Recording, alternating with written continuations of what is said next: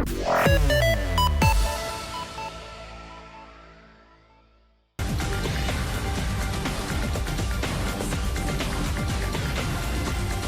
buenos días para los que recién se suman a la programación de Exitosa. Estamos en el 95.5 de la FM. Soy Nicolás Lucar, son las 10:15 de la mañana e insisto, estamos en 65 ciudades enlazados a lo largo y ancho del país. No sé cómo hace, pero todos los días es noticia que Kenji Fujimori ahora está suspendido por Fuerza Popular y esta es la interrogante que le planteamos a las redes sociales. ¿Están ustedes de acuerdo? ¿En contra? ¿Qué opinan sobre esta decisión de su partido de suspenderlo? Las respuestas nos las pueden enviar al Twitter a exitosa, @exitosaPE y en el Facebook Exitosa Noticias. Y le trasladamos la pregunta, ¿qué pasó, don Héctor Becerril, el día de ayer? Muy buenos días. Nicolás, ¿cómo estás? Muy buenos días. Sí, efectivamente, ayer la Comisión de Disciplina sustentó el pedido de suspensión de 60 días contra Kenji Fujimori. Exitosa. Y por 44 votos a favor, ninguno en contra y 7 abstenciones, se optó por suspenderlo 60 días de sus funciones dentro de la bancada de Fuerza Popular. Ahora, ¿qué implicancias prácticas tiene esto según los reglamentos, según los estatutos de Fuerza Popular? Bueno, él no va a poder asistir a ningún evento de la bancada, tampoco va a poder formar parte de la mesa directiva, tampoco va a poder presidir ninguna comisión.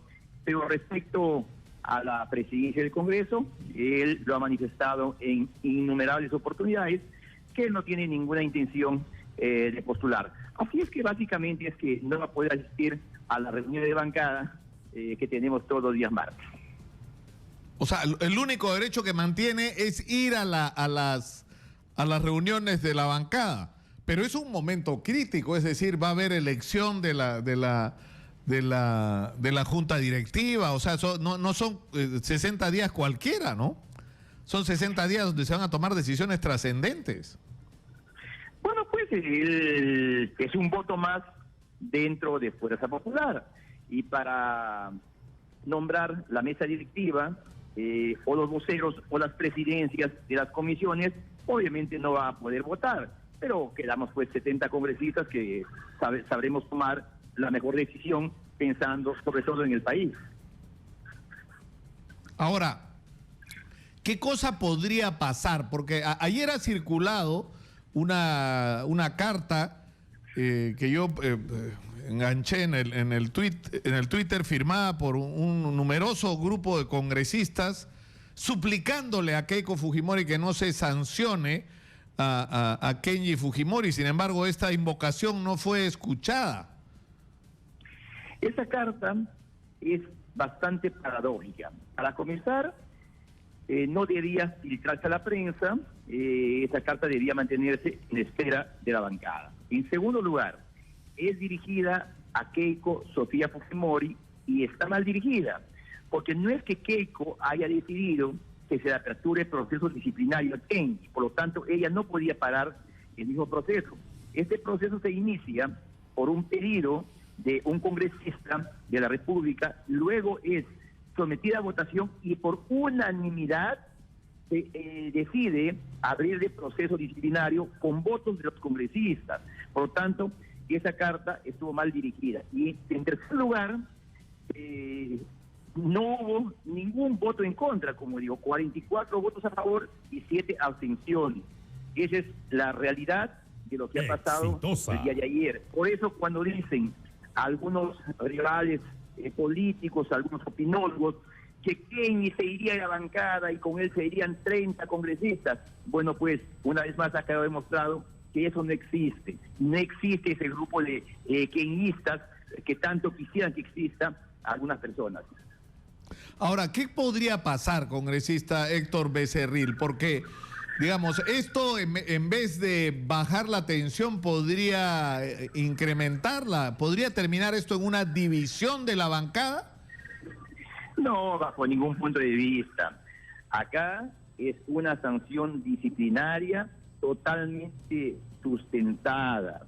En Fuerza Popular nadie tiene corona. Nosotros somos una bancada democrática donde todo se somete a votación después de una discusión. Así es que yo espero más bien que después de esta sanción, Kenji pueda reflexionar, pensar que no es correcto lo que está haciendo de atacar a sus propios compañeros de bancada, y lo que conlleva pues a justamente esto, ¿no? De que haya esa sensación de divisionismo, lo cual no es cierto. Ahora, sin embargo, o sea, ha habido quienes han estado promoviendo que Kenji Fujimori sea el próximo presidente del Congreso y que esto sería, para interpretación de algunos, una maniobra para impedir que esa candidatura ocurra. No, como te repito, si bien es cierto, yo he escuchado que Martín Palma y dos congresistas más hablaron sobre el tema, formalmente Kenji ha manifestado en varias oportunidades que él no tiene ninguna intención de postular a la presidencia del Congreso. Acá no se trata de eso, se trata de que no podemos permitir, como digo, los improperios que Kenji lanza contra nuestra bancada. Y no es un hecho fortuito, un improntus, es un hecho sistemático, reflexionado, porque son varios meses que él está en ese tema. De verdad, yo espero que él entienda la gravedad de los hechos y finalmente recapacite. Y además también permíteme, Nicolás, aclarar, en algunas redes están circulando que yo había pedido la expulsión. Es exactamente lo que le iba a preguntar.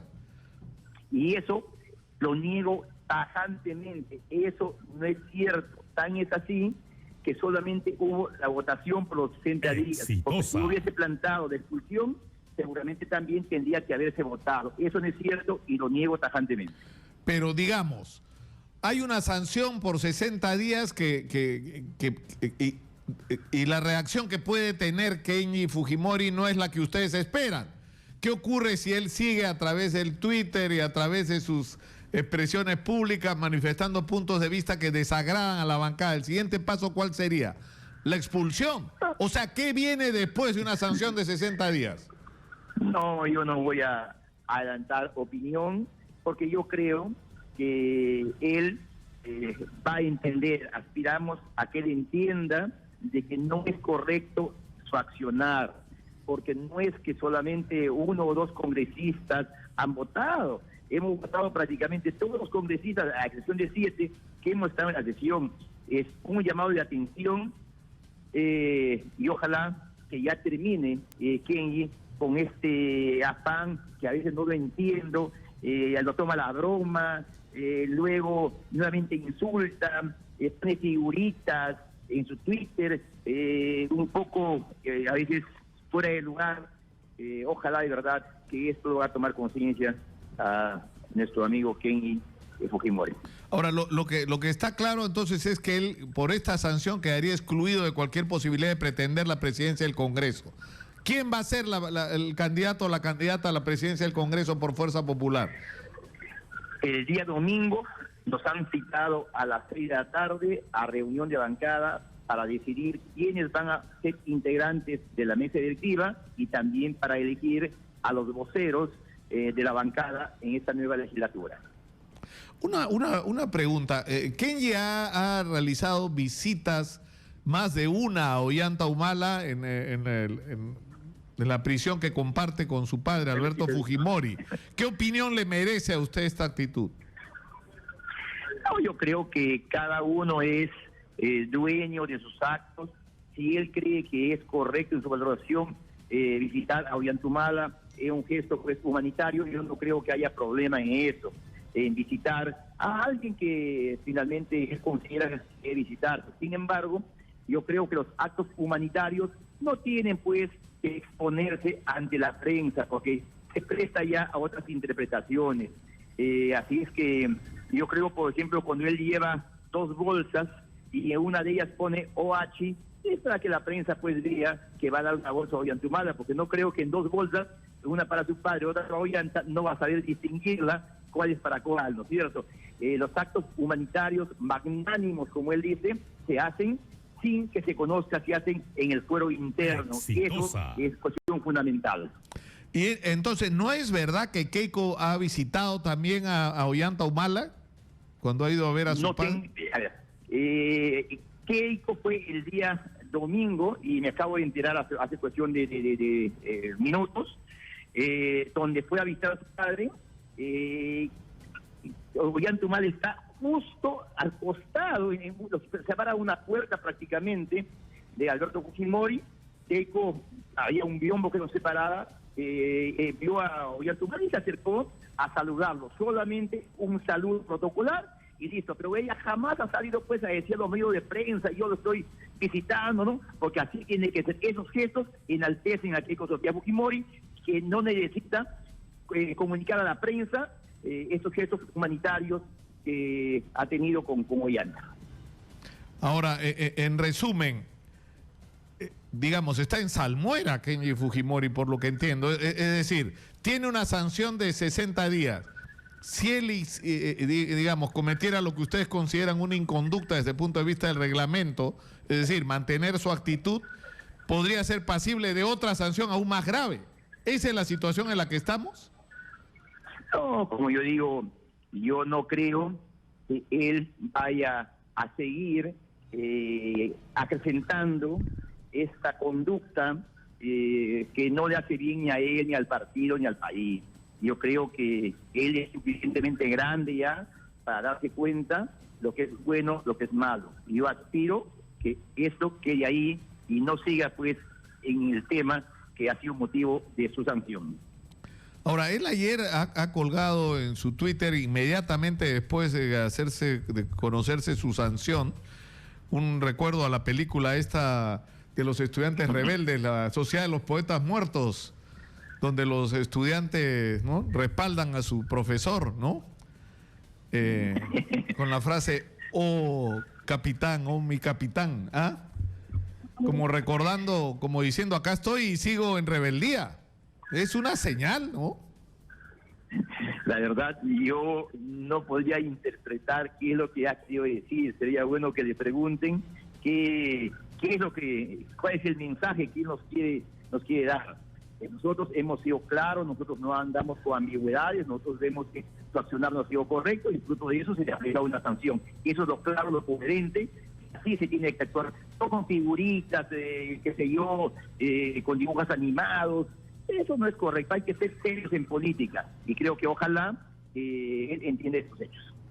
Bueno, yo le agradezco mucho al congresista Héctor Becerril por atender nuestra comunicación. Muy gentil, muchas gracias.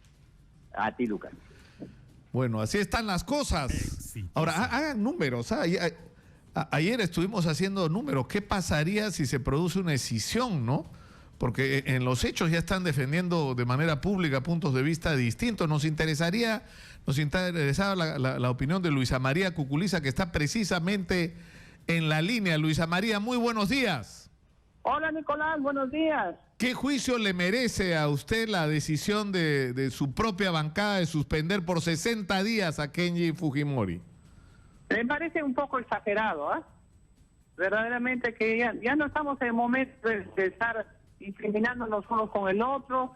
Creo que Kenji no ha tenido mayor intención de dejar ni de maltratar a nadie.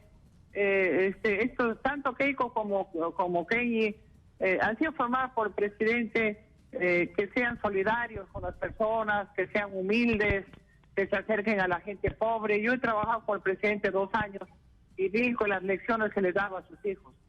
Entonces, no hay que hacer pelear a Keiko y a Kenji de ninguna manera. Los dos son hermanos que se quieren mucho. Ahora, las exclamaciones de los otros fujimoristas que lo voten del partido, que no sé, son exageraciones que no vienen al caso. Dejen tranquilo ese muchacho. Cualquier cosa que dice que Kenji ya hace un escándalo, ya lo fustigan por acá, lo friegan por allá.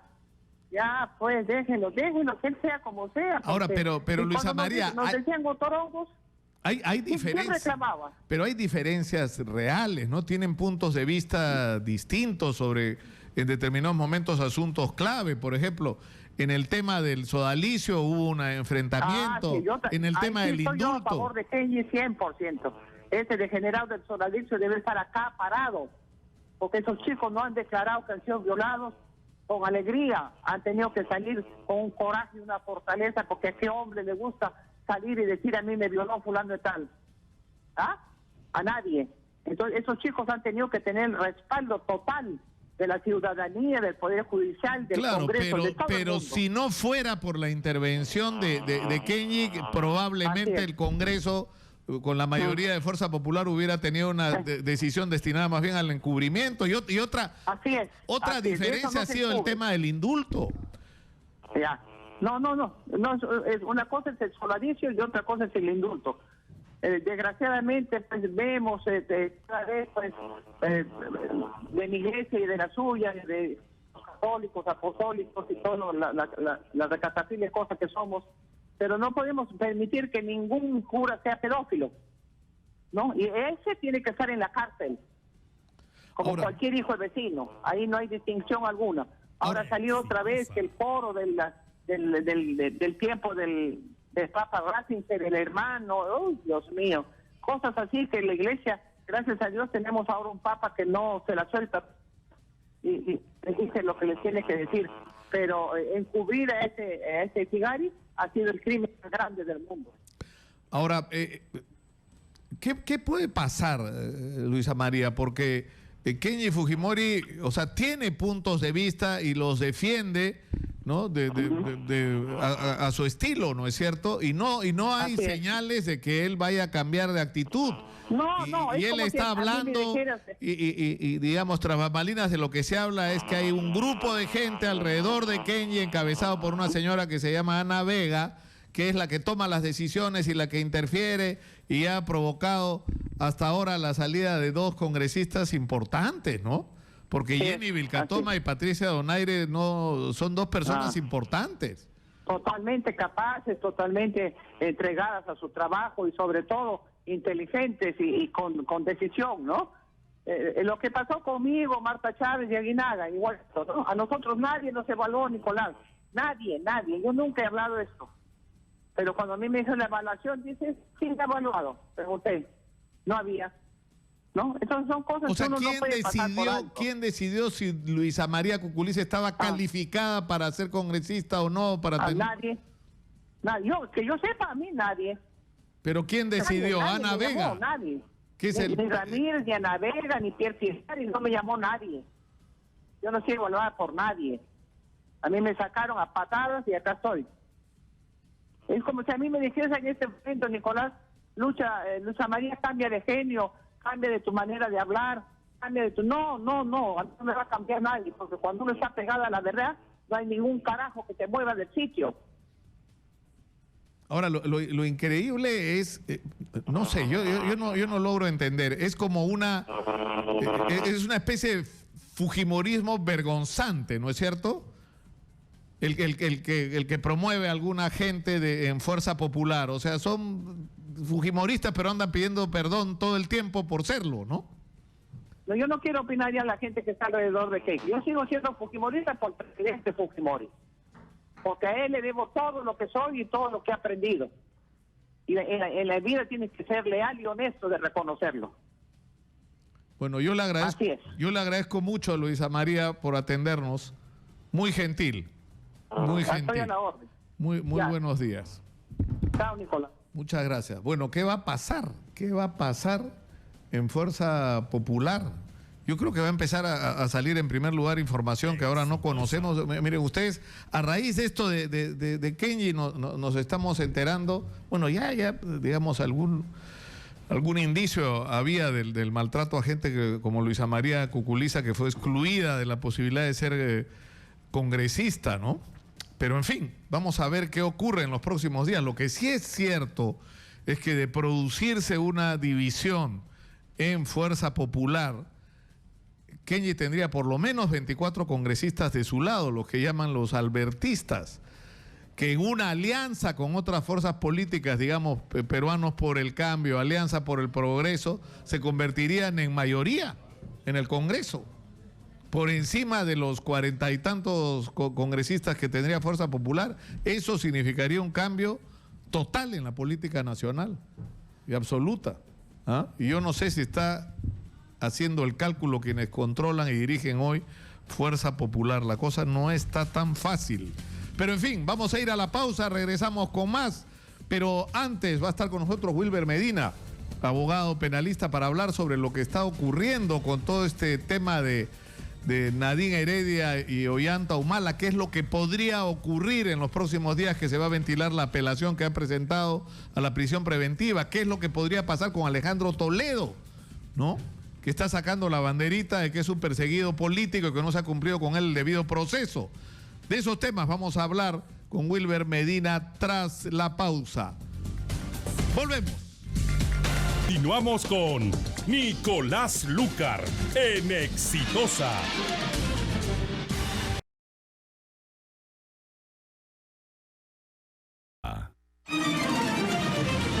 Continuamos con Nicolás Lucar en Exitosa.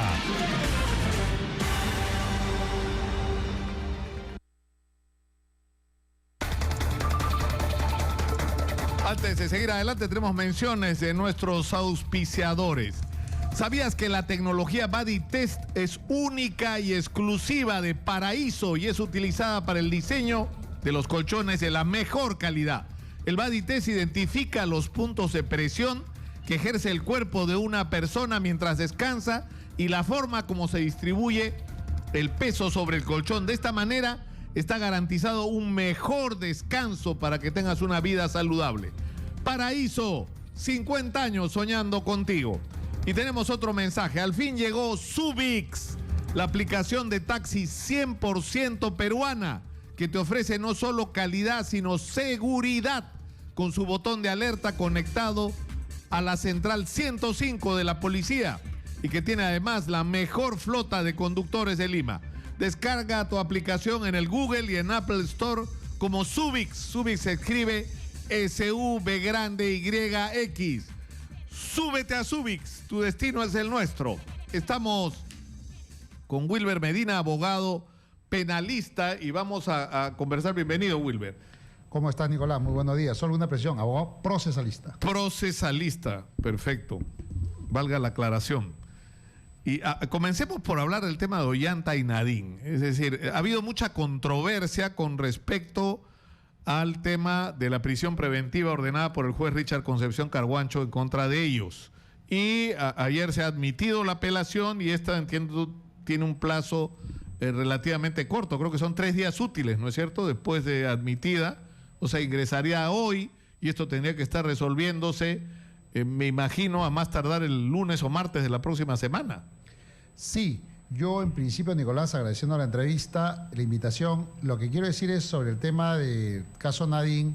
Saludo, en principio, que se haya concedido la apelación, porque el juez Concepción Carguancho, en casos anteriores, también de mediáticos, denegó las apelaciones bajo el argumento del ritualismo, que no puso la palabra tal, que no puso una coma, que no hizo una motivación, etcétera. Entonces, eso ha generado problemas, y por lo menos en el caso Toledo, que me gusta comparar el caso porque es cómo se vieron las las apelaciones y la trascendencia que tiene. Fíjate, Toledo, por esa disquisición y esa rigidez que le aplicó el juez Concepción Carguancho, está alegando persecución política. Y acuérdate que eso va a ser revisado por las autoridades americanas. Entonces van a decir, oye, no te concedieron la apelación, te dictaron un mandato de prisión preventiva. Sí, apelaste. Bueno, sí apelé, pero ¿y qué dijo la autoridad superior? No dijo, porque mire, me negaron porque no puse esta palabra. Entonces, para los gringos eso va a denotar que le va a dar muchas dudas de que efectivamente es un proceso debido el que de Toledo. O sea, no hay que darle herramientas a los procesados de que argumenten persecución.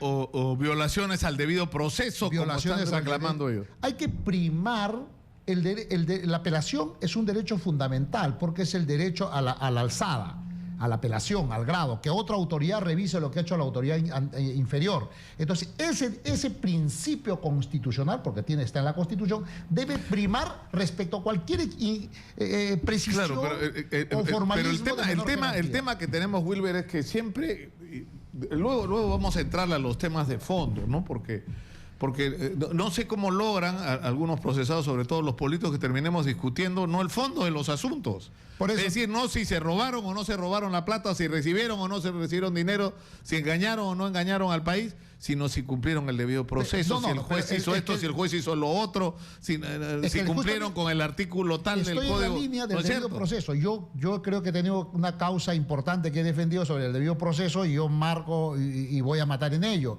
El debido proceso justamente es respetar las garantías mínimas de una persona que es investigada. Por ejemplo, el debido proceso concede la apelación. O sea, el derecho fundamental. Pero digamos, lo que se está cuestionando en relación al debido proceso es que es un exceso por parte del juez haber decidido el darle prisión preventiva cuando supuestamente habían otras medidas no tan severas como la prisión preventiva. Es decir, declarar el impedimento de salida del país, obligarlos a que cada lunes vayan a firmar, ¿no? Yo lo que te quiero precisar sobre el tema, simplemente saludar la concesión de la apelación y que la sala lo revise ahora con mayor amplitud. Ya los abogados sabrán los argumentos. En cuanto al tema, si fue acertado la decisión del juez Concepción Carguancho al cambiarle de comparecencia restringida a prisión preventiva, yo te voy a decir una cosa. Yo he escuchado a los que critican esta decisión, es un derecho constitucional ciertamente criticar, pero lo que está mal hay veces es, etiquetar al juez o adjetivizar su conducta. Eso está mal. Lo que podemos hacer es criticar y en eso debemos quedarnos. En cuanto al análisis propio de la decisión, te voy a decir lo siguiente. Lo que la Constitución y el debido proceso proscribe es que sea una decisión arbitraria, y la arbitrariedad descansa en varias circunstancias y fundamentalmente en la no motivación. Pero el juez Concepción Carguancho ha motivado. Entonces, los que dicen que no, por ejemplo, hay un procesalista que dice no, lo que no debió ser, por ejemplo, tú también dices otras medidas. Él ya tenía otras medidas. Lo que es la prisión preventiva en el proceso penal no deja de ser una medida cautelar para que el fiscal, viendo cómo se desarrolla el proceso y la conducta del procesado, dice, este señor probablemente se puede sustraer a la acción de la justicia, claro, entonces tengo que tomar unas medidas. Claro, porque lo que nos olvidamos es de lo siguiente, es decir, la prisión preventiva, lo que significa es, claro, pero lamentablemente, como ha señalado el propio presidente de la Corte Suprema, no es pues una excepción, sino se ha convertido en una regla que ha estado reemplazando la falta de eficiencia de nuestro sistema de justicia, ¿no es cierto? Es decir, tenemos un montón de gente que está con prisión preventiva y no terminan de denunciar los fiscales como deberían y los procesos acabar con la rapidez que deberían acabar, ¿no? O sea, y se pueden citar montones de casos. Lo de Anca yo no entiendo, ya que tanto estamos esperando, por ejemplo. Hay un abuso, ciertamente. ¿No? Ya, ¿no? Pero se supone que hay 3 requisitos.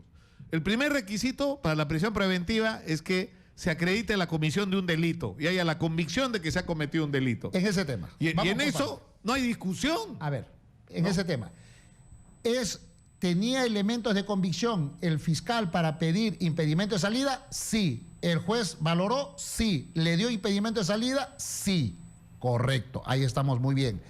Lo que ha ocurrido es que después han ocurrido hechos nuevos. Y esos hechos nuevos respecto a este primer requisito se convirtió de un grave elemento de convicción a un elemento grave muy elevado, cuando obtiene la declaración de Marcelo Odebrecht, cuya declaración calza y es coherente y confirma lo manifestado por Barata respecto a la entrega de los 3 millones. Entonces, ese hecho respecto a ese primer requisito, de lo que antes tenía, aumentó. Claro, tienes 9 evidencias que te confirma que ha ocurrido la comisión del delito. Así es, y hay muy probable que haya la responsabilidad, dice el juez. Luego pasamos al siguiente requisito. Fíjate que ya hubo una variación. Luego viene el tema de la prognosis de la pena, que es más o menos que la pena por el delito que sea supere los 4 años, no hay mayor análisis, supera los 4 años. Nadie discute eso. ¿Cuánto sería la pena? ¿Cuál sería la pena? 15 años mínimo, ¿no? 15 años, ya. Y de ahí viene el otro tema. ¿Cuál es el otro tema? Que es el más importante, que deja un poco a la discrecionalidad de las personas, y por eso es opinable este tema. No hay que olvidar que el derecho es una ciencia social, no es una ciencia exacta. 1 más 1 es 2, no. ¿De acuerdo? Entonces, el tema de la prisión preventiva también es discutible. El mismo juez le dio saliéndome un poquito para poner un ejemplo, le dio prisión preventiva al señor Moreno, Félix Moreno, ¿recuerdas? Y el señor Félix Moreno interpuso un recurso de apelación, le concedió la apelación, la sala revisó, ¿y qué ocurrió en la sala? Se revocó, pero en una votación en mayoría. O sea, de los 3 magistrados, 2 consideraron que no era necesario darle la prisión, sino que bastaba una... Claro, pero la argumentación, en el caso Moreno, no era sobre el último punto del peligro de fuga, sino si era sobre si se había acreditado su participación en la comisión del delito. Eso fue el arma más importante de Moreno. Decía, hay un colaborador que dice que yo recibí, pero ¿qué prueba tienen de que yo recibí? De ahí se agarró. No, lo que le varían es que el mensaje de texto que recibe el colaborador, Shavit, ¿recuerdas? Claro. El judío. Entonces, para el juez dijo, como ha recibido este mensaje por Facebook, creo que fue, por WhatsApp, que vas a morir Gil, etcétera, unos términos así. Entonces, para el juez consideró que eso era un peligro, en todo caso, para que iba a entorpecer la prueba, la actividad probatoria. Entonces, por eso el juez y la sala, en mayoría, valoró que ese envío, al no haber sido cotejado de dónde venía... Claro, no había la certificación. Por eso es que consideró, dijo, bueno, no, y no compartió el criterio en mayoría. Hay que aclarar. Lo que quiero poner este ejemplo de Moreno es que, fíjate que es discutible que con una decisión de mayoría se consiguió cambiarlo. En el caso del señor Humala y señora Nadine, ahora viene el tercer elemento. El tercer elemento es, yo lo he escuchado y creo que para tener una entrevista hay que ser serio y hay que escuchar. El señor fiscal Juárez ha sido muy diligente en acreditar nuevos hechos que para él evidencian que puede existir el peligro de la obstrucción de la justicia. De obstrucción. Pero hay otros que dicen, no, tiene que haber prueba. No, perdón, se están olvidando que la detención preliminar es una medida cautelar y se resuelve sobre la base de juicio de probabilidades, donde tiene que tener certeza. Claro, porque si no, tú tendrías que hacer un juicio y ganarlo para hacer la prisión preventiva. Es ridículo. Entonces, es ridículo. Entonces, donde el juez tienes que convencerlo y él tiene que tener certeza de las cosas, en un sentido o en otro, es cuando emite sentencia, o bien para condenar, o bien para absolver. Ahora, hay un asunto en relación a Ollantumala donde se dice, usted se dice lo de la venta del departamento, ¿no es cierto? Que es una señal de deshacerse de patrimonio, ¿no? Pero en segundo lugar, habla del tema de madre mía. Entonces, el argumento de la defensa de Ollantumala es decir, sí, pero eso se juzgó hace años y se sentenció. Pero los audios recién se han escuchado, el fiscal los escucha, el juez los escucha. Esto no es decir, es una referencia. O sea, va a parecer ridículo lo que voy a decir, pero a mí me gustan mucho esas series de televisión sobre juicios, ¿no? Sí, claro. No solo las americanas, hay ahora montones de películas europeas sobre aunque son sistemas judiciales distintos, pero hay un momento en que cualquier información que llegue a manos del juez es determinante para que él resuelva la condición, porque de lo que se trata es está acreditado que hay el delito. Yo sospecho que tú lo has cometido. La pena es una pena que acredita años de cárcel. Y yo tengo que decidir como juez si te dejo seguir este proceso en libertad o en la cárcel. Y eso depende de una serie de elementos de juicio, incluyendo elementos que no necesitan haber sido parte de un proceso. Así es. ¿O no? Y la base legal, lo he escuchado al fiscal Vela Superior, que tuvo una entrevista el fin de semana en un medio, y ha sustentado con maestría y con académicamente muy bien sustentado y estructurado. Y cuidado, en la apelación, quien va a sostener la tesis de la fiscalía no es el fiscal Juárez, va a ser el fiscal Vela. Y fíjate, si el fiscal Juárez ha podido persuadir al juez respecto al juicio de probabilidad para que cambie de comparecencia. Porque lo ha persuadido, porque esa no era la posición del juez. ¿Lo ha persuadido? La gente se olvida, dicen el carcelero de Carguancho, pero Carguancho fue el que le ha dado hasta ahora, Nicolás, digamos, más bien estaban acusando a Carguancho de permisivo con Nadine Heredia y Ollantumala. Así es. Ahora no nos olvidemos que el juez Concepción Carguancho está en el medio y a un costado tiene al fiscal titular de la acción que acusa y al lado tiene a la defensa que defiende. No estamos perdiendo de vista la actuación de la defensa. Ha sido muy deficiente. totalmente deficiente. Por ejemplo, debió recusar al juez Concepción Carguancho cuando en el mes de abril ¿Qué? Lo de los 10 días. Lo de los 10 días, que fue un exceso.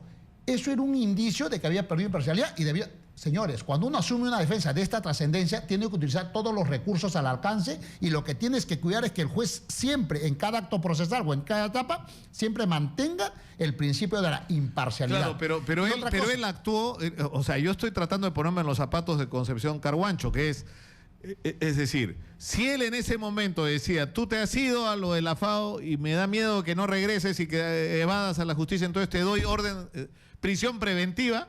Nicolás, de repente no regresaba. Entonces él dejó abierta la puerta para... Lo que pasa es que ahí hay un exceso que cometió el juez Concepción Carguancho. ¿Por qué? El juez es un neutro. El fiscal le pide, señor, cámbiele de comparecencia a prisión. Él lo que tiene que decir es fundada o infundada, nada más. Después el fiscal podría haberle pedido, señor... O sea, pero en tu opinión, Wilber, o sea... ¿Sería razonable o sea, primero que se está cumpliendo con el debido proceso? Se está cumpliendo. Y segundo, si la Corte resuelve que se mantiene, es decir, si la segunda instancia resuelve que se mantiene la prisión preventiva, es decir, nadie puede acusar que acá se está violando el debido proceso. Es una atribución y un derecho de la sala opinar en contra de lo que dice la defensa. Es decir, para cumplir el debido proceso tienes que hacer todo lo que diga la motivación. Tiene que tener la motivación. Y cuidado, lo que te... quedó en el tintero en la intervención anterior. Cuidado. Exitosa. Quien la sala, el colegiado, que son 3, va a tener a un lado al fiscal superior, el doctor Vela, Rafael Vela, y al otro lado va a ser al doctor Pedraza y al doctor, me parece, Espinosa. El doctor Pedraza, en la experiencia de tribunales que tengo yo, el doctor Pedraza creo que no ha llevado ni un caso. Ha sido abogado, técnico, todo, pero no ha sido abogado procesalista. Entonces yo creo que cuidado con la barrera, luego no se quejen. Ahora, hay una pregunta que la gente se hace, que me hacía yo mismo cuando escuchaba la sustentación del fiscal Suárez y luego, Juárez. ¿no es cierto? Juárez Atocha y luego a Richard Concepción Carguancho, que era, esto es una denuncia penal, o sea, tienen todos los elementos para una denuncia penal. ¿Por qué no se presenta de una vez la denuncia penal en lo que no...? Ahí está, te agradezco la precisión.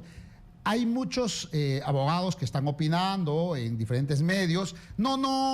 Tantas pruebas tiene que lo que tiene que hacer es de una vez fundamentar, presentar la acusación. Perdón, la medida cautelar, que la solicitud de prisión efectiva, es una medida cautelar y no tiene plazo. Incluso puede sustentarlo, fíjate que durante el juicio oral, ya presenta la acusación, se está desarrollando el juicio oral que demora unos 6 meses, 1 año, durante ese interín puede aparecer alguna conducta del procesado que quiera fugarse y ahí incluso inmediatamente le pide. O sea, en cualquier momento, dice la legislación. Y además déjame hablar sobre el tema de la compra de testigos. El artículo 264, me parece el Código Penal, el inciso 4, dice... También se puede variar a efectiva, a prisión, cuando el fiscal advierta la conducta del procesado en este proceso o en otros procesos. Claro, no dice que esté probado en otros procesos. Ni que tenga que ser sentenciado. Ni que sea ser sentenciado. Y además una cosa, Nadine Heredia cometió además 2 cosas. Ollanta compró testigos, se probó por los hechos que son legales, o... es un indicio, perdón, es un juicio de probabilidades que sea cierto. Y el otro, Nadine en las agendas que han sido validadas, dice los jueces escogen. De modo que eso incluso... No, y trata de cambiar su letra en el momento que se hace la pericia y niega que las agendas son suyas y luego lo reconoce. Quiero concluir ese comentario. No, o sea, Nadine Heredia se ha ganado a pulso la prisión preventiva. Tenemos llamadas del público, si lo permite. Estamos con Wilber Medina, abogado procesalista. Estamos en el 251-9422 y en el 467-4499. Esta es Radio Exitosa. Adelante, por favor. Buenos días. Muy buenos días, lo escuchamos. Nicolás, buenos días. Mire, Nicolás, yo le pregunto al señor abogado, buenos días. Mire, si hubiera sido Alan García, ¿el señor abogado hubiera estado opinando igual? O no sé, porque cada abogado opina diferente. Según quien sea el defendido. A ver, ¿qué dice Wilber? En principio, bueno, le agradezco la pregunta al oyente. Yo defiendo principios al margen de las personas. Y lo que estoy haciendo, estoy siendo coherente. Segunda cuestión, para que entienda el oyente y los demás. El derecho es una ciencia social, no es una ciencia exacta. Al ser una ciencia social es opinable, es interpretable, mientras que en las ciencias exactas 1 más 1 es 2. Acá no. Al punto que le voy a decir al oyente, fíjate cómo es el derecho, y te voy a poner un ejemplo interesante.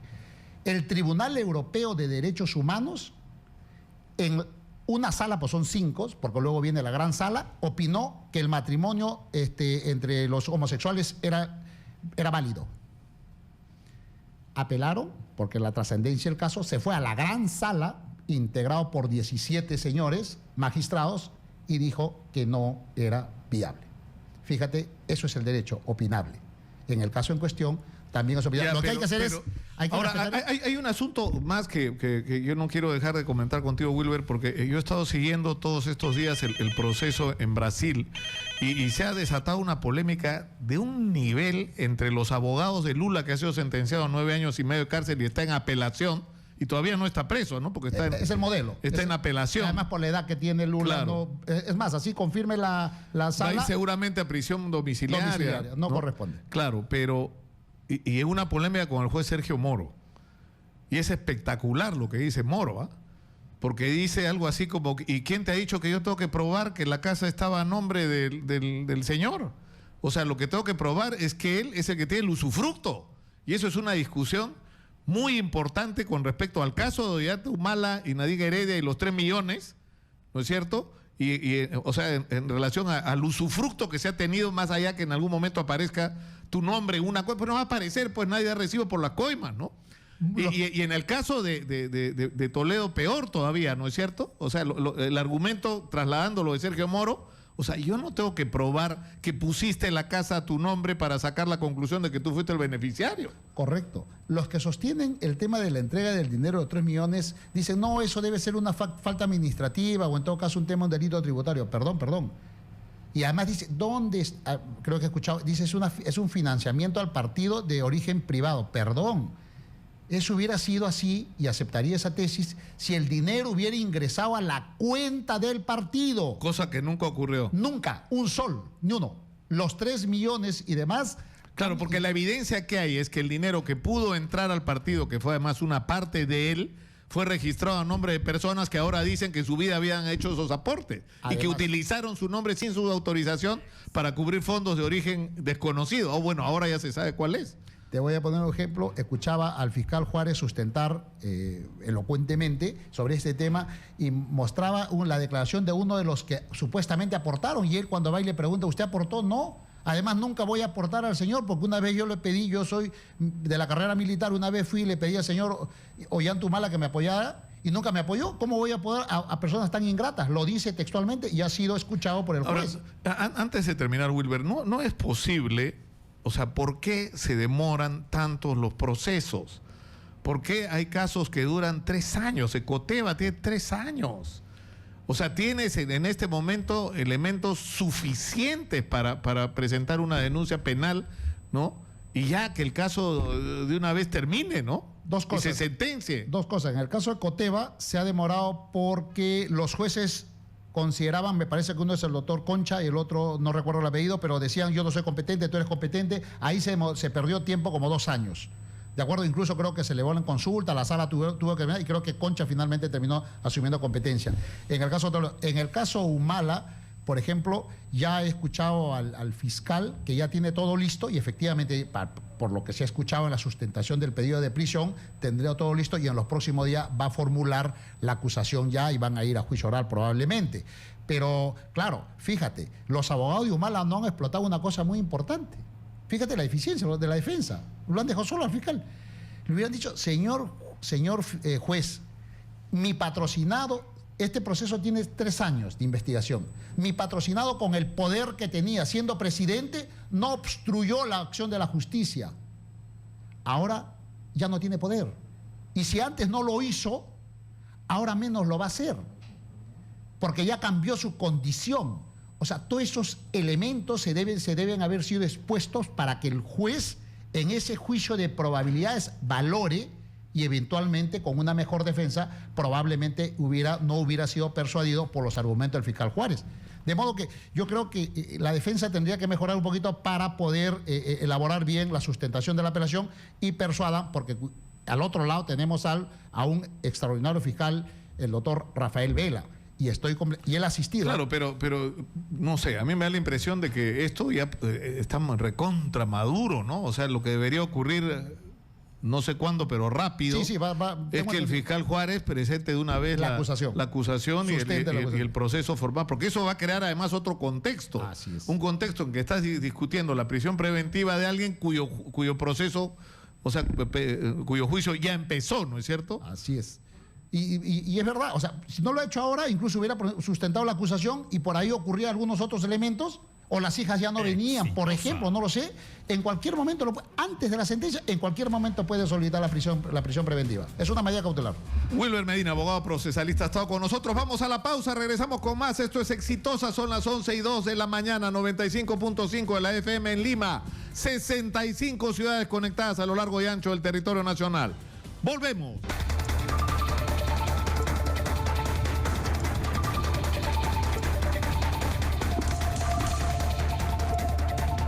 Son las 11:08 de la mañana, soy Nicolás Lúcar, estamos en el 95.5 de la FM, esto es Radio Exitosa. Estamos en 65 ciudades a lo largo y ancho del país. Y vamos a hacer algunas menciones en nuestros auspiciadores. ¿Sabías que la tecnología Baditest es única y exclusiva de Paraíso? Y es utilizada para el diseño de los colchones de la mejor calidad.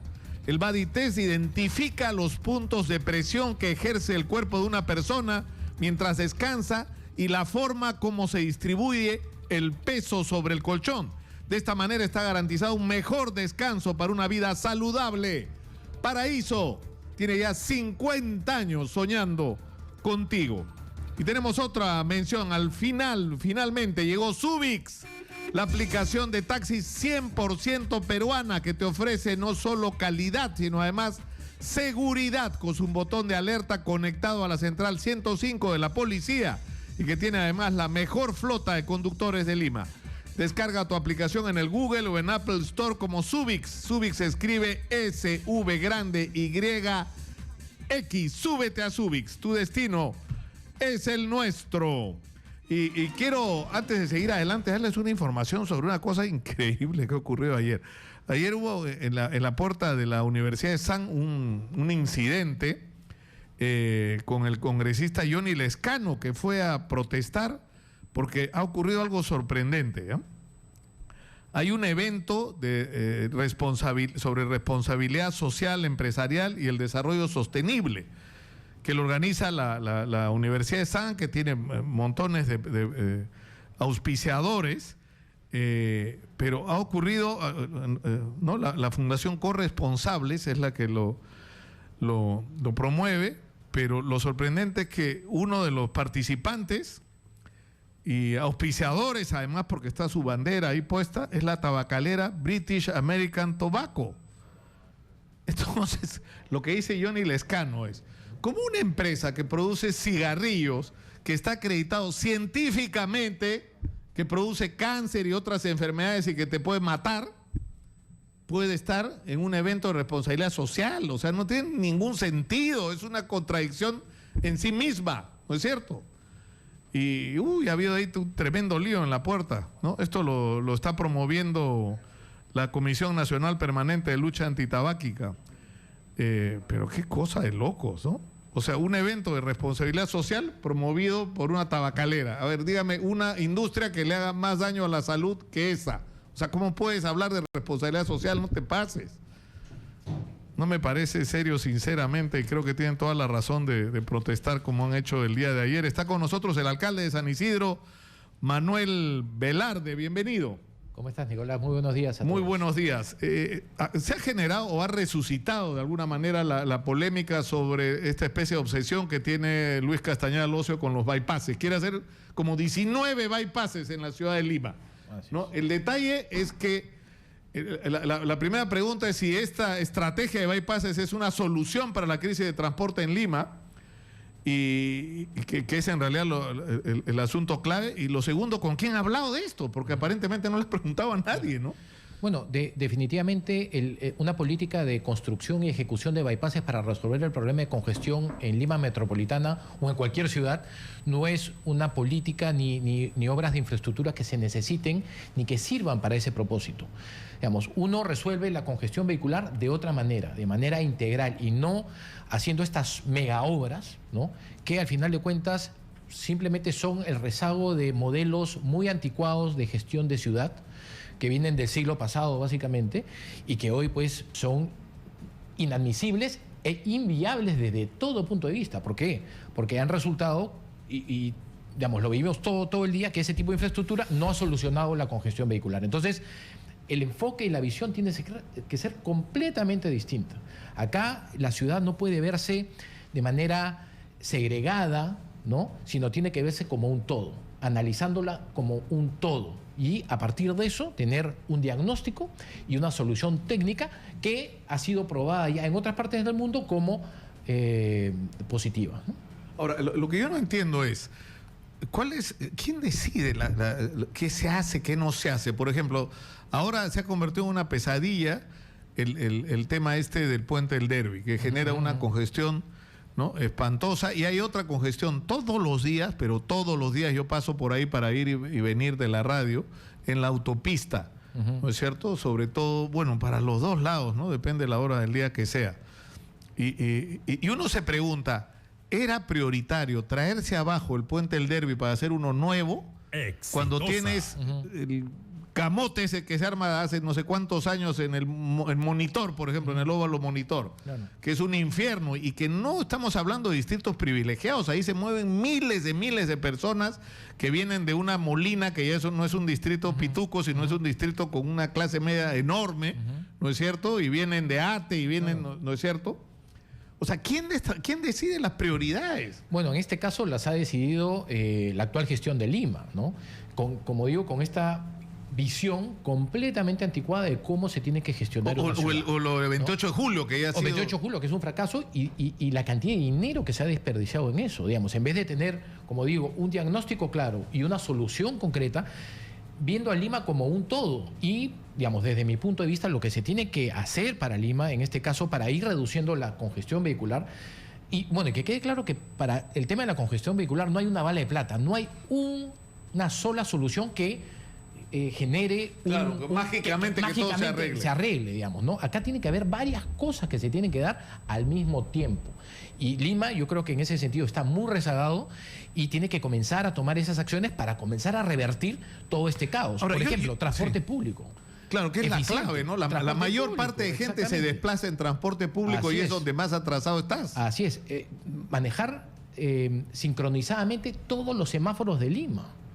Reemplazar a los policías y a las personas que dirigen el tránsito y al recurso humano por tecnología, como se usa en todas partes del mundo. Lo que no se entiende, el otro día alguien me hablaba de cifras, ¿no? Me parece que fue la ex superintendenta de Sutran, ¿no? La ex responsable de Sutran.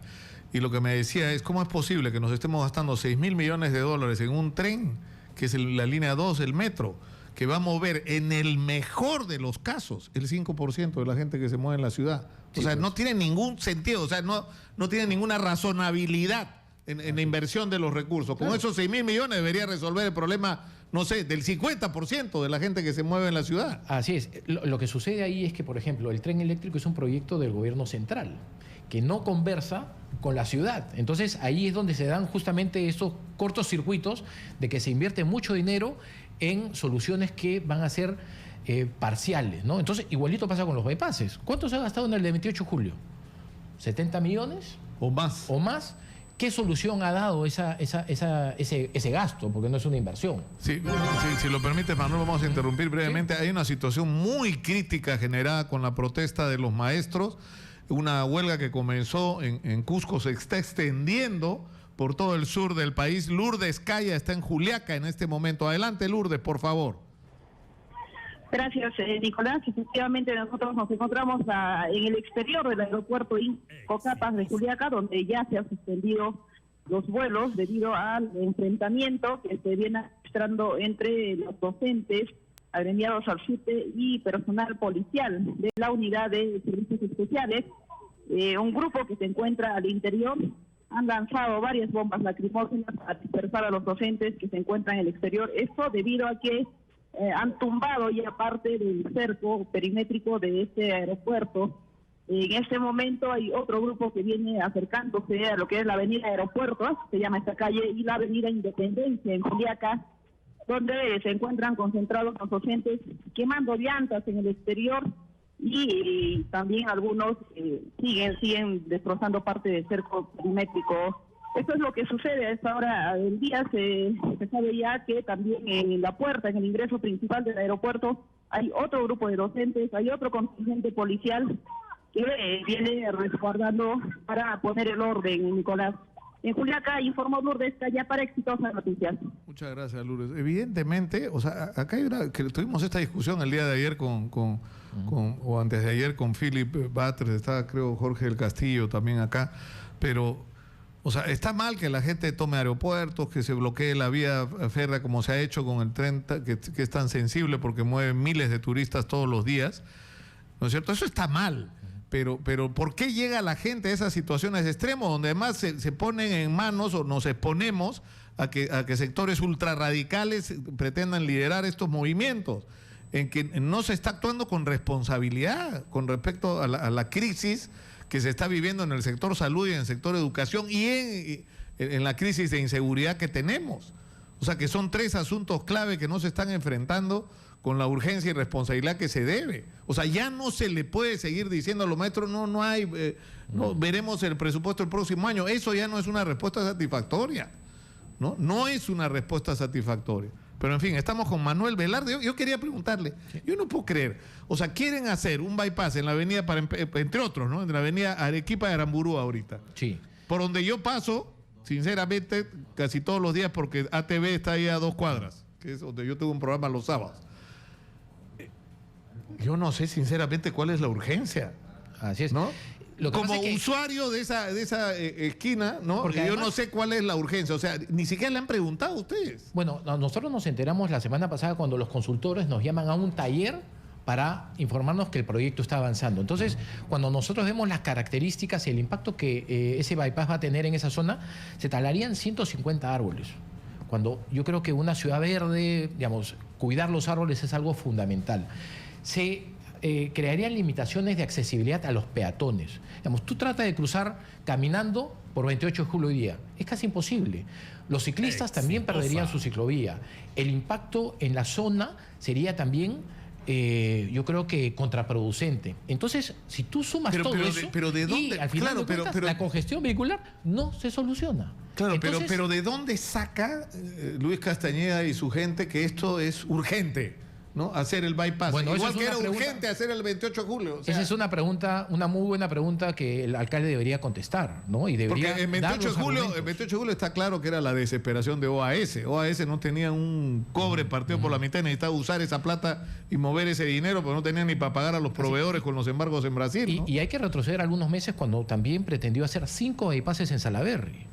Digamos, imaginémonos el impacto de esas obras en una avenida tan bonita, ¿no? y tan importante en Lima como Salaberry, con 5 mamotretos de cemento, digamos, talando árboles, perjudicando a las personas otra vez. Pero lo que yo no entiendo es por qué se establece eso como prioridad y no se establece como prioridad algo tan elemental como la sincronización electrónica de los semáforos de Lima. Esa es la gran pregunta, ¿no? Esa es la gran pregunta. Yo tampoco... Por ejemplo, o sea, uno va por la avenida Petit Arzo, por la avenida Arenales y es como si estuviera en otra ciudad. Así es. ¿No? Mira, y yo creo que eso es no entender Lima ya, ¿no? Yo creo que eso ya no es saber qué es lo que está pasando en Lima y cómo se resuelven los problemas en una ciudad que tiene que apuntar hacia el futuro y hacia la modernidad.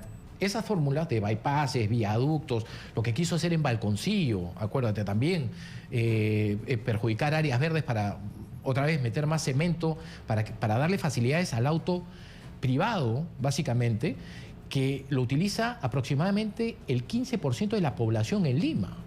El 85% se mueve, claro, al auto privado. Se mueve. Entonces, una minoría, lamentablemente, en el tren y en el metropolitano, y la inmensa mayoría en el sistema bárbaro de transporte de la combi. Entonces, ¿no? Pero estamos hablando de transporte público, al final de cuentas, ¿no? Nos gusta, no nos gusta, se tenga que mejorar, no se tenga que mejorar, pero al final de cuentas se están llevando grandes cantidades de dinero para apoyar a minorías.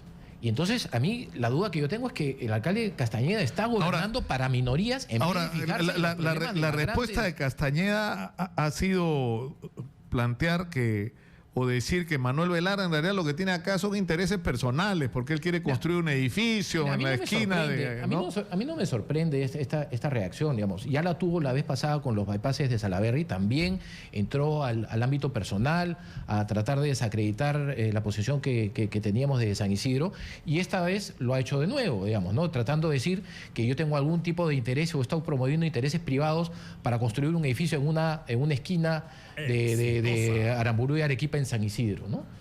Lo cual rechazo completamente, lo descarto, y por otro lado también le he presentado hoy día una carta pidiendo su rectificación en las próximas 48 horas. De no ser el caso, iniciaré las acciones legales ante el Poder Judicial que corresponda. Porque por difamación. Por supuesto. Wilder Ruiz, me dicen, es regidor de la Municipalidad de Lima, está en la línea. Wilder, muy buenos días.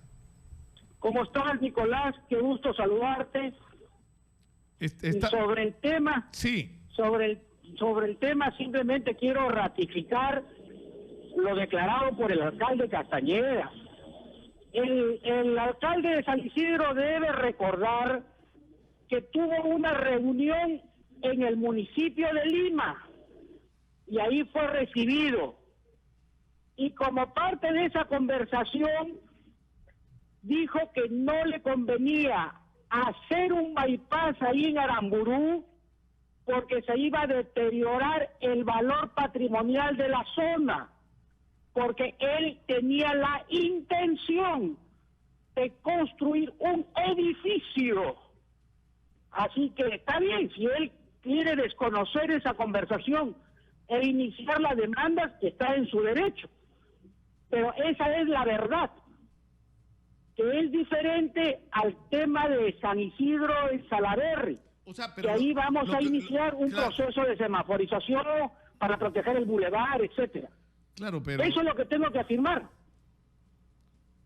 Claro, pero Manuel Velarde dice que no y está acá, ¿no? Aquí quien tiene que dar la cara es el alcalde Castañeda, ¿no? Y no un representante oficioso. Y por otro lado, volver a rechazar esta versión, porque yo he tenido reuniones protocolares con el alcalde Castañeda, por supuesto, pero yo nunca he tratado sobre un edificio privado promoviéndolo yo como alcalde, digamos. Esa conversación nunca se ha dado, pero y por eso he pedido la rectificación, y de no ser el caso, esto terminará en los tribunales. Claro, pero Willer, además, más allá ya, digamos, es cierto lo que dice el alcalde. Está bien, el alcalde de Lima, Luis Castañeda Alonso, ya es culpable acá Manuel Velarde de andar promoviendo sus intereses personales, pero ¿en qué convierte eso en necesario, urgente, prioritario para la ciudad hacer un bypass en la avenida Arequipa con Aramburú? O sea, ¿por qué eso es urgente y prioritario? Igual que era urgente lo de 28 de julio. Porque fíjate, Nicolás, parte de la solución del transporte es todo un sistema. Y este sistema, para que tus oyentes nos puedan seguir, viene. Próceres de la Independencia de San Juan del Urigancho. Hemos hecho 2 túneles, el túnel Santa Rosa, el túnel San Martín. Ese túnel que viene de ahí va a aliviar el tránsito de una parte de la gente que viene de Comas y la otra parte que continúa por la avenida Tacna, Wilson. Ahí todavía hay que construir otro bypass. Viene por el bypass de 28 de julio, entramos a una semaforización sincronizada y estaba en estudio otro cuello de botella que era Aramburú, hasta llegar a Miraflores. Entonces, tienes que ver la solución en un sistema planificado de transporte. No es un bypass aislado ahí que se le ocurre a la gente de la Municipalidad de Lima hacer un bypass. Pero lo que yo no entiendo es la por qué... integridad. Pero ¿por qué, Wilmer? Pero ¿por qué si estás hablando de integridad y estás comprometiendo a varios distritos, no se toman la molestia de hablarlo? Acá Manuel se acaba de quejar que se ha enterado la semana pasada porque han ido a buscarlo ya para implementar el proyecto prácticamente. Y es el alcalde del distrito donde va a estar el bypass que ustedes quieren hacer. No ha sido hace dos semanas y 2 meses. Tanto es así que hace varios meses fue el alcalde a decir que por favor no hagan el bypass porque va a bajar la propiedad porque él quiere construir un edificio en la esquina. Mira, como digo, aquí quien tiene que dar la cara es el alcalde Castañeda y explicar por qué quiere hacer un bypass ahí. Y eso es lo que no está haciendo.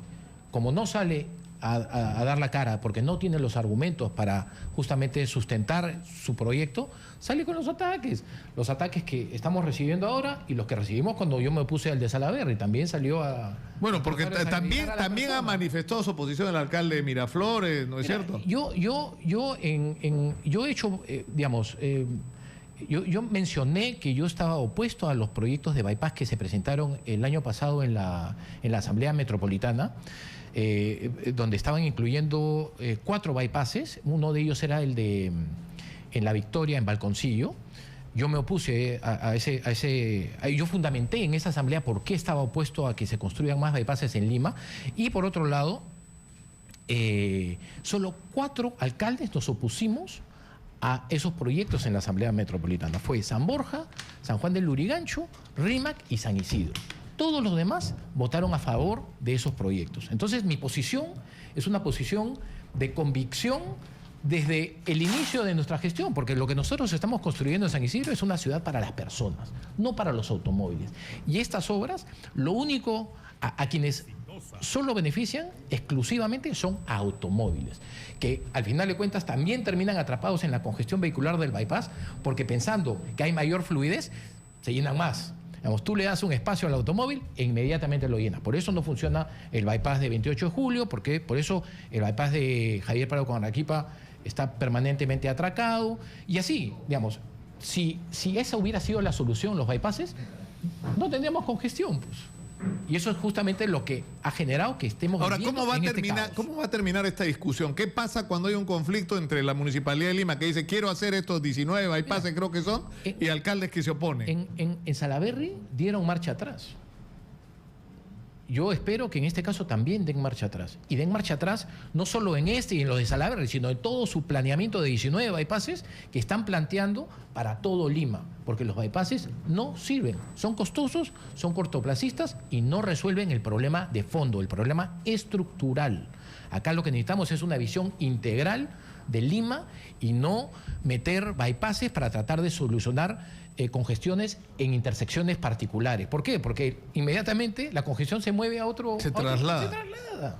Entonces aquí hay que ser muy conscientes del tipo de solución que se plantea y una solución que tenga algo como objetivo principal, que es el bienestar de las personas. Los bypasses crean más inconvenientes a esa calidad de vida que beneficios. Bueno, Wilder, ¿está todavía en línea Wilder?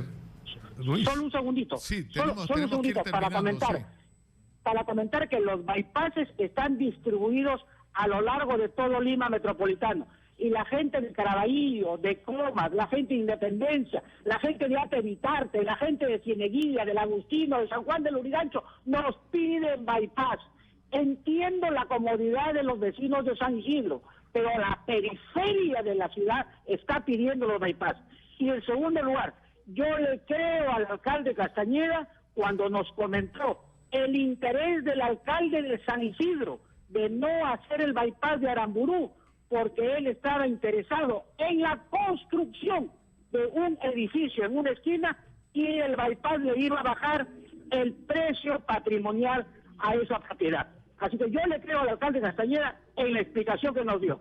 Bueno, muchas gracias a Wilder, concejal de la Municipalidad de Lima, pero esto va a terminar en juicio, creo. Bueno, definitivamente, digamos, como veo la situación, lo único que va a pasar aquí es que el alcalde Castañeda va a tener que someterse a la justicia, va a tener que someterse a los tribunales y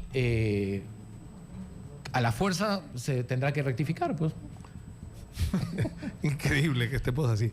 Manuel Velarde, alcalde de San Isidro, ha estado con nosotros. Nos vamos a la pausa, vamos a regresar tras ella con nuestro consultorio de sexualidad saludable que tenemos todos los miércoles. Yo tengo una información, antes de ir a la pausa, si me permite, señora Magariño, que es bien delicada y que estoy tratando de confirmar. O sea, el señor Nelson Schack, que debe ser ratificado el día de hoy como Contralor General de la República, ha dicho que él no tiene ningún proceso judicial abierto y que en el caso del pago de las CTS a Vladimiro Montesinos, él simplemente figura como testigo. Eso es cierto, pero hay otro proceso donde él actuaba, por lo que entiendo, como parte del órgano de control en el Poder Judicial, y se abrió un proceso que está vigente y en el cual él figuraría como inculpado. Entonces, que fue por la adquisición de unos DVDs para entregarlos como regalo a los participantes en un evento internacional sobre Machu Picchu, el Perú. Ahora, resulta que esos DVDs los regala PROMPERÚ y que nadie tiene por qué comprarlos. Entonces, se abrió un proceso judicial contra un grupo de personas que, según la información que me han dado, está vigente. Yo, sinceramente, espero que no sea cierto, porque si es verdad, estaríamos eligiendo hoy día a un contralor que va a tener que enfrentar en su condición de contralor un proceso judicial, ¿no? Yo espero que este asunto se aclare urgentemente, ¿no? Voy a dar más adelante, después de la pausa, más detalles sobre exactamente de qué proceso se trata. Regresamos, esto es Exitosa, 95.5 de la FM, volvemos. Nicolás Lucar en Exitosa.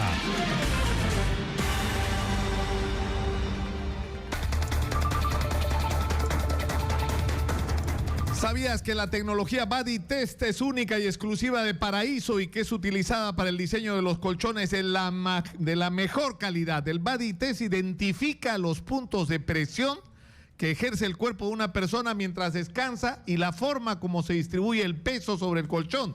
De esta manera está garantizando un mejor descanso para una vida saludable. Paraíso tiene ya 50 años soñando contigo. Y tenemos otro mensaje. Al fin llegó Subix, la aplicación de taxi 100% peruana que te ofrece calidad y seguridad con su botón de alerta conectado a la central 105 de la policía y con la mejor flota de conductores de Lima. Descarga tu aplicación en el Google o en Apple Store como Subix, SV grande YX. Súbete a Subix, tu destino es el nuestro. Y les doy más información sobre esto, es decir, había un proceso que llevaba adelante la fiscal que se llama Zoila Sueno Chirinos, de la Cuarta Fiscalía en ese momento. Esto es un documento del año 2014 en el que está apelando sobre la condición de sobreseimiento que se le había dado a Nelson Eduardo Schack Yalta. Y esto se refiere, como ya dije, a la adquisición de unos DVDs en el Poder Judicial para ser entregados como regalo, como obsequio a personas que habían participado en un evento internacional. Y él, por lo que entiendo, por lo que me dicen las fuentes que me han entregado la información, incluso este año ha habido diligencias sobre ese proceso, y en esas diligencias, y lo pongo en condicional, supuestamente Nelson Schack estaba incluido como procesado. Entonces sería importante aclarar este asunto. Si es verdad o no es verdad que la persona que está a punto de ser electa como Contralor General de la República tiene un tema pendiente, además, donde se está cuestionando su función como Contralor, es decir, como encargado del control. Es un asunto que uno puede decir en términos digamos, monetarios menor, porque se refiere a la adquisición de 1000 DVDs para ser repartidos, y entiendo que algún otro material. Pero, claro, lo que no tiene sentido es para qué vas a gastar dinero en DVDs cuando estos te los regala PROMPERÚ para que los repartas en este tipo de eventos. Entonces, ese ha sido aparentemente el cuestionamiento. Yo espero sinceramente que esto se aclare. No tengo ninguna mala voluntad, ni mucho menos con el señor Nelson Schack, no lo conozco, pero yo creo que es importante que este asunto se aclare, porque si fuera cierto va a generar un conflicto después de la elección, y eso va a ser peor aún. Mejor que se aclaren las cosas antes. Estamos en los estudios como todos los miércoles para nuestra secuencia de Sexualidad Saludable con Luzmila Tarro Calderón. ¿No? Tarrillo, acá siempre me ponen mal la información, no sé cómo lo logran, para cambiarle los nombres a la gente. Tarrillo se apellida la señora. Decana del Colegio Regional de Piura, y está por supuesto Berta Pinto y Carmen Gamarra, que ya son caseritas acá, son las conductoras de esta secuencia del programa. ¿De qué vamos a hablar el día de hoy? Gracias, Nicolás. En primer lugar, traerte el saludo de todas las colegas a nivel nacional, que el día de hoy estamos compartiendo un curso taller sobre planificación familiar. Ellas están atentas a tu programa, se está transmitiendo directo para que ellas puedan verte y conocerte, que ya quieren venir en persona, van a venir invitadas de cada región. Y también para traerte la revista que hemos sacado del sindicato, donde también están las entrevistas, que va a llegar a 5.000 personas a nivel nacional, ¿no? La revista del sindicato, y además hacerte llegar también el presente de nuestro sindicato. Es un del sindicato ¿no? Es un porta ¿no? de cuero, que también hay otro de caballeros. Por favor, para Nicolás, de caballeros. Acá está, por favor. No, no es. Ya no importa, ahí le damos. Y para también las secretarias, las acompañantes, y para poder hacer presente que Nicolás, gracias a él, estamos llegando a nivel nacional, transmitiendo pues todo lo que es la salud sexual y reproductiva de nuestra población. Hace un momentito, muchas gracias. Está bonito. Ajá. Así es. Muchas gracias, muy amable. Y estamos aquí, hemos aprovechado que están casi 200 obstetras de todo el Perú, y estamos haciendo como el estudio de cómo va la salud sexual y reproductiva en todo el país, y estamos aquí con nuestra decana regional de Piura, nuestra colega Luzmila Tarrillo, para que todo el público que te está mirando sepa de primera mano que son las obstetras las que están ahí trabajando sobre la problemática del Zika, el embarazo y todo lo demás, ¿no? Ahora, justo hace unos minutos me llamó Alejandro Aguinaga, que fue ministro de Salud, y que, ¿no?, para hablar sobre esto del transporte, pero no hubo manera que entre su llamada, lamentablemente, sobre todo este tema de los bypasses de Lima y el caos del tránsito. ¿Qué pasó? Está hablando, vamos a interrumpir un ratito porque me dicen que está hablando Wilfredo Pedraza, abogado de Nadine Heredia. Adelante, por favor. Sino porque cuando hay una decisión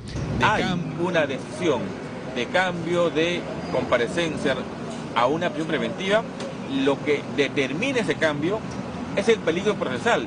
Y el peligro procesal supone intentos de fuga, ocultamiento, obstrucción a la justicia. Y en esos elementos la Fiscalía no ha podido probar en lo absoluto con un tema idóneo que el señor Humala o la señora Heredia hayan estado intentando fugar.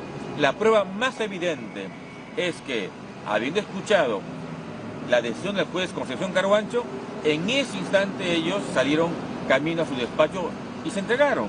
Entonces, ¿qué más expresión de voluntad? Junto además, por supuesto, todas las acciones anteriores de cumplimiento de reglas, de no salir del país pese a que podían hacerlo, etcétera. Todo aquel comportamiento adecuado que mostraron a lo largo del proceso, ciertamente no justifica una decisión que a mí me parece, y ha sido con toda claridad, una decisión bastante arbitraria. Doctor Pedraza, ¿cómo se vino para Canal N? ¿Su presencia en básicamente? Bueno, para informar a la señora Heredia la admisión del recurso de apelación, pero también para verificar sus condiciones de detención. Yo he dicho antes que la administración carcelaria tomó una mala decisión al disponer la reclusión semipatrocinada en este penal. Está recluida en un ambiente separado, es verdad, no tiene ningún riesgo de seguridad, también es verdad, pero las condiciones de detención en ese ambiente no son las más adecuadas. Hay mucha disposición de las autoridades del penal de hacerlo habitable, no en la lógica de privilegios ni la posesión de objetos que estén prohibidos por el penal. Eso nunca vamos a pedirlo, pero sí vamos a exigir que las condiciones de detención, un estándar mínimo, Bueno, eso ha sido Wilfredo Pedraza, que sale de visitar a Nadine Heredia, pero estamos hablando de sexualidad saludable, y les contaba, y llamó a Alejandro Aguinaga y me hizo acordar de toda esta controversia que se generó con respecto a esta supuesta uso indebido de las intervenciones quirúrgicas. ¿Cuál es el nombre que tienen? Bloqueo tubario, ligaduras de trompa. Claro, y porque se supone que lo que se había hecho era violar el derecho de miles de mujeres que habían sido sometidas sin su voluntad a esta ligadura. Hubo un juicio que duró no sé cuántos años y creo que alguno por ahí todavía sigue pendiente, pero lo cierto es que en determinado momento se planteó una iniciativa que era, digamos, saquemos por un momento la desgraciada política del Perú que lo atraviesa y lo envenena todo y vayamos lo que es la necesidad de tener una política de población coherente, ¿no? Así es.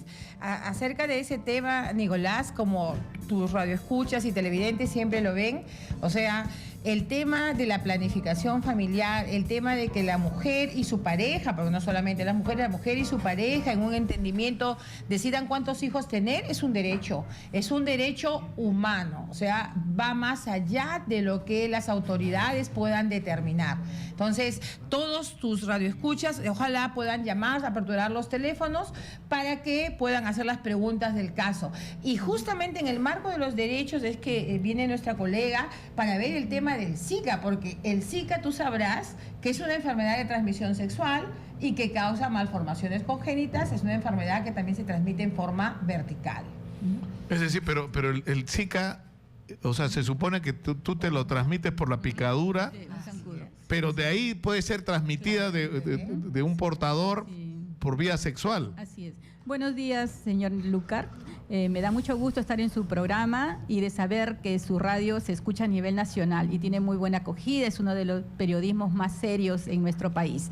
Me da muchísimo gusto. Muchas gracias por eso. Y también le traigo las inquietudes de mi departamento. Nosotros somos un segundo departamento en población, pero no hemos crecido en cuanto a salud, ¿no? Nos mantenemos igual, ¿no? O casi peor que hace muchos años. Hemos heredado de gobiernos anteriores que no se han preocupado por darle a Piura la real importancia que merecen. Somos casi 2 millones de habitantes, pero sin embargo no nos atienden como debe ser. Este año ha salido a la luz a raíz de los fenómenos del fenómeno del Niño que hemos atravesado.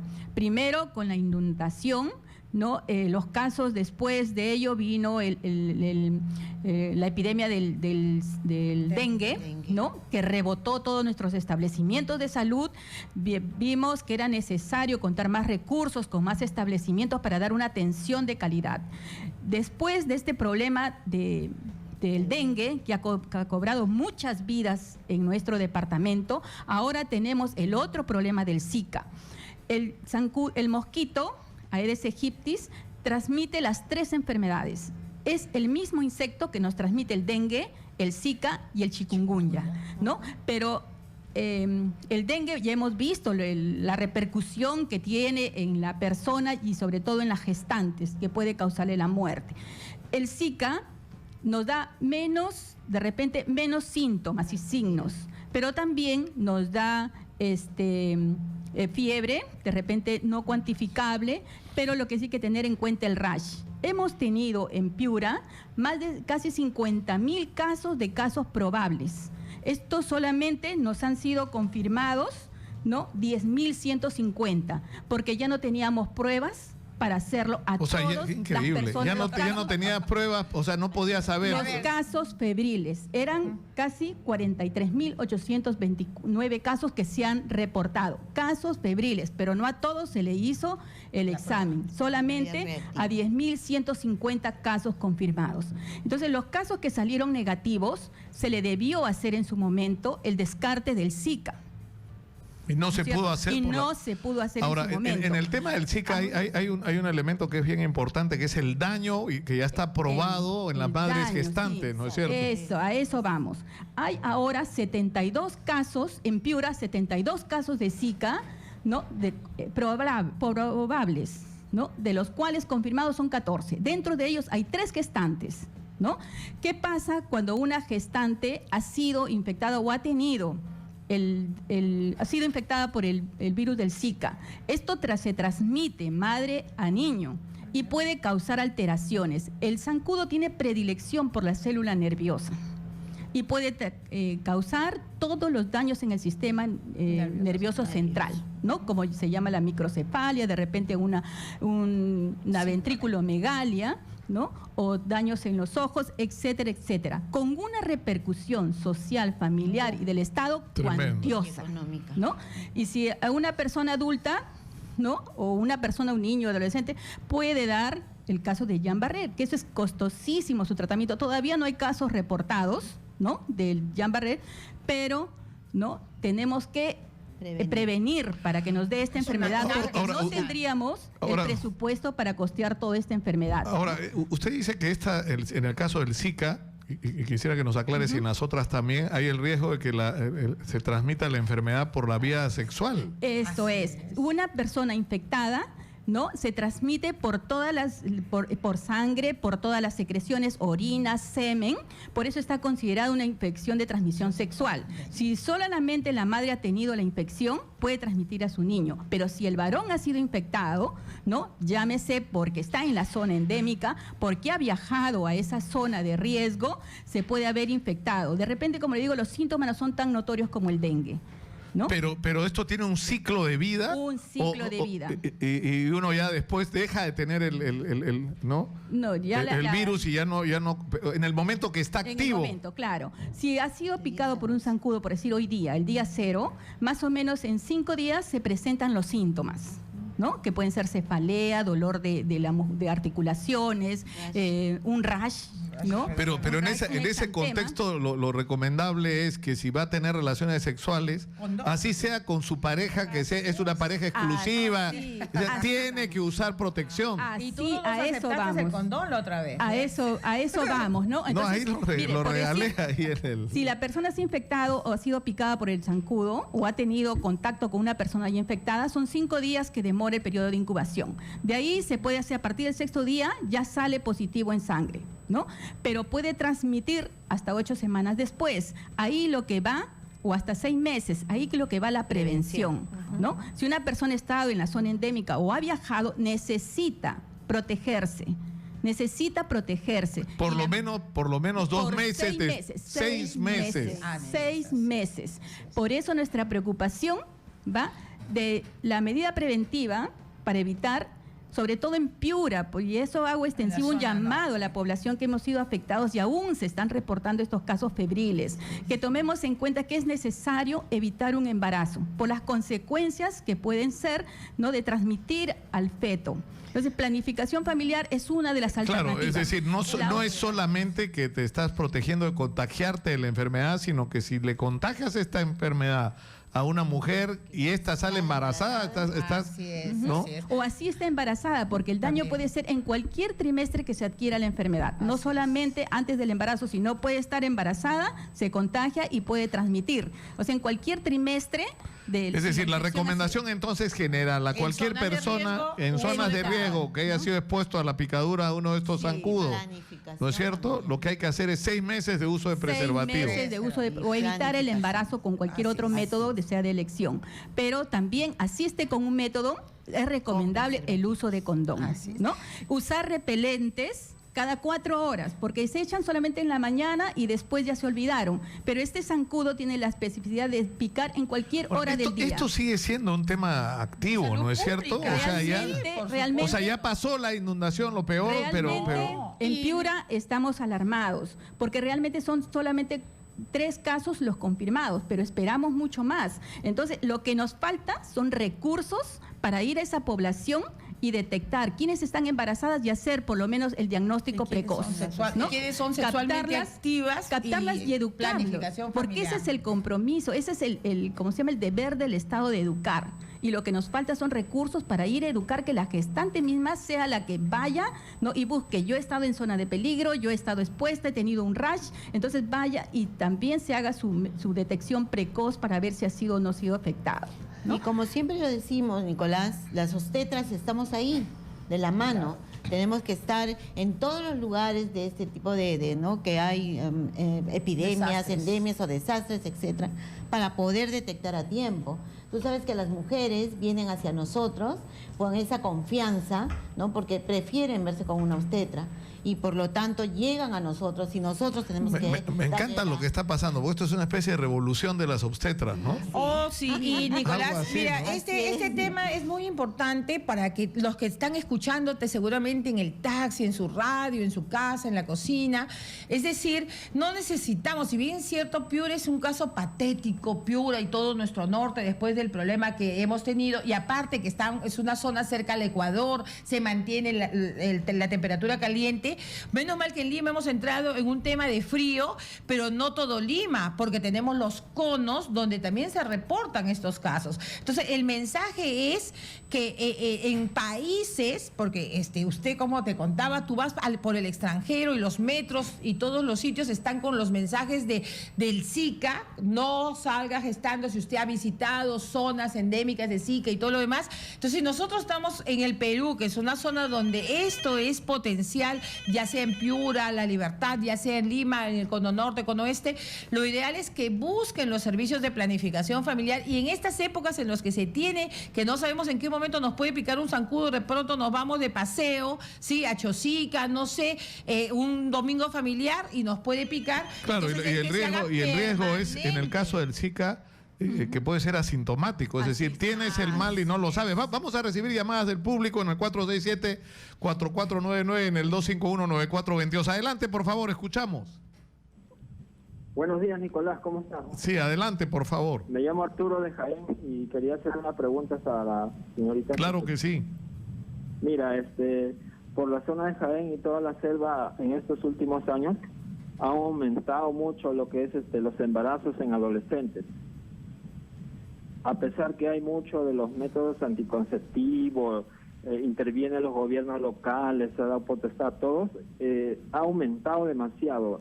Entonces, ¿qué podríamos hacer ante eso? Porque inclusive ante los colegios no se puede usar los métodos sin el consentimiento de los padres, influyen muchas cosas, y entonces esto de los adolescentes tenemos de 12 años, 14 años. Claro, lo primero que yo le agradezco mucho la llamada, porque lo que primero que hay que hacer es reconocer la realidad y dejar de engañarnos, es decir, de comenzar por reconocer que esto está pasando y que tenemos que enfrentar el problema.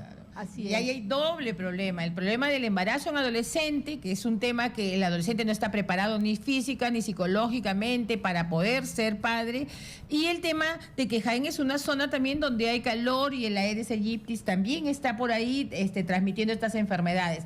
Y el problema va a ser que no solamente, ya hay bastante con que haya un embarazo en adolescentes para que el niño tenga una... Ahora, pero la pregunta que hace nuestro oyente es razonable, porque... O sea, depende de las regiones y depende de la iniciativa de que, por ejemplo, gente como ustedes esté en acción y haciendo y preocupándose porque se hagan las cosas, pero si no hay educación e información para los chicos, estamos muertos. Sí. Este es un problema, Nicolás, sobre todo en mi región, que nosotros lideramos casi el embarazo en adolescentes. Tenemos 16.5% de embarazos en adolescentes cuando lo nacional es 14%.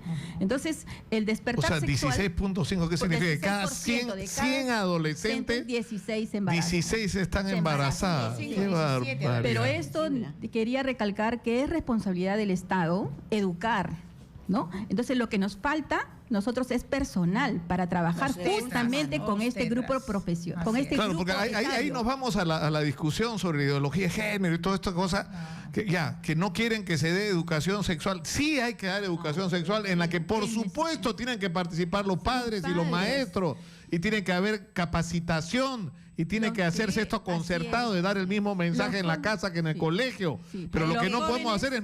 Los jóvenes no son los primeros que van donde los padres a pedir un consejo o una asesoría. Ni los padres son abiertamente dispuestos a hablarles sobre sexualidad. Primero van a los amigos, al internet, muchas veces a los medios de comunicación, usted ya sabe, ¿no? Los videos, ¿no? La pornografía, van a eso y no tienen una cultura en salud, ni mucho menos en educación que sexual. Se expresa en otras manifestaciones como entonces, lo que deberíamos trabajar es en conjunto, padres, escuela y personal de salud. Claro. Muchas veces hay una limitante, porque hemos trabajado en los colegios anteriormente, en otros gobiernos, ¿no? Los alumnos no querían ir con el profesor porque había muchas dudas y se relacionaba nota con el curso. Entonces, cuando iba un profesional de salud a hablarles, ellos participaban abiertamente, despejaban sus dudas, sus inquietudes y podíamos trabajar directamente con ellos. Entonces, ¿por qué se ha limitado? Claro, y esta es una información que puede ser muy útil para los maestros y sobre todo para los padres. Así es. Para que sean conscientes de la realidad que están viviendo sus hijos y cómo ellos pueden ayudar a que enfrenten de una manera. El problema es que esto de la educación sexual, de tener un mínimo de conceptos básicos así no es cierto, con respecto al tema, es una carencia en los propios padres. Los propios padres no tienen educación sexual. El primer alumno debe ser el papá y nosotros venimos y seguramente estos mensajes se están grabando en las cabezas de todos los que te están viendo, que el primer actor que debe ser educado o reentrenado o capacitado, como querramos llamarlo, es el papá. Porque la educación no solamente es en los colegios, también es en las casas, ¿no? Ahora, mira, hay un proyecto en el Congreso sobre hacer educación sexual en todos los centros educativos que estén a cargo de las obstetras.